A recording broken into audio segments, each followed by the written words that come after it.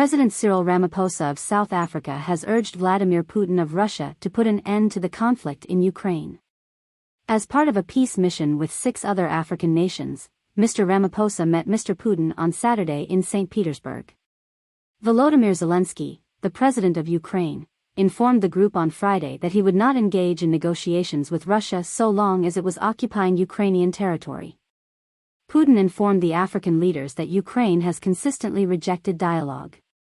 Mr. Ramaphosa demanded the return of all prisoners of war during the St. Petersburg summit and said that any Russian-removed children should be brought back to their families. The International Criminal Court has accused Mr. Putin of war crimes for the forced separation of hundreds of Ukrainian children from their families during Russia's occupation of Ukraine.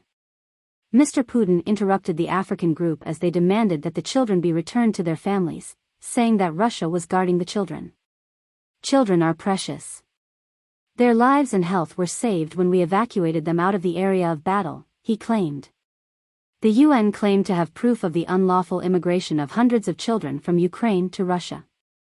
The effects of the war on Africa, Mr. Ramaphosa again told Mr. Putin, should be resolved diplomatically. The war cannot go on forever. All wars have to be settled and come to an end at some stage, he said. And we are here to communicate a very clear message that we would like this war to be ended.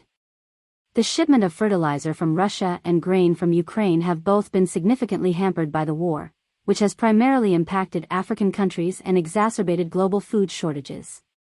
But Mr. Putin said that only 3% of the grain exports allowed under a UN-sponsored agreement to assure its safe transit over the Black Sea had gone to the world's poorest countries, blaming the West rather than the conflict in Ukraine for the grain issue.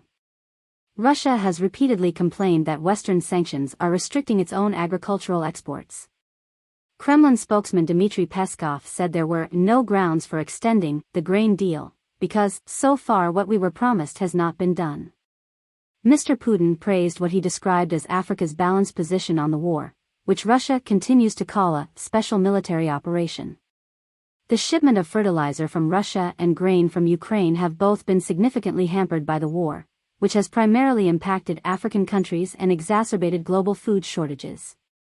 But Mr. Putin said that only 3% of the grain exports allowed under a UN-sponsored agreement to assure its safe transit over the Black Sea had gone to the world's poorest countries, blaming the West rather than the conflict in Ukraine for the grain issue.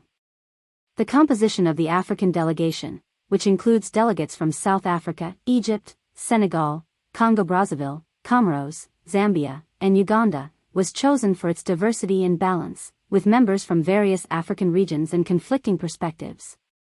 While Zambia and the Comoros are considered to be more Western-oriented, South Africa and Uganda are thought to have a Russian orientation.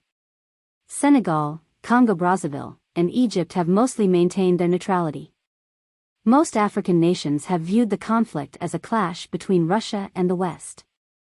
On Friday, the group also met with Ukrainian authorities. Mr. Ramaphosa cautioned them that between 1.2 and 1.3 billion people in Africa were affected by the conflict in Europe. Air raid sirens began to ring after the leaders touched down, which Ukraine's foreign minister, Dmytro Kuleba, claimed proved that Mr. Putin desired more war.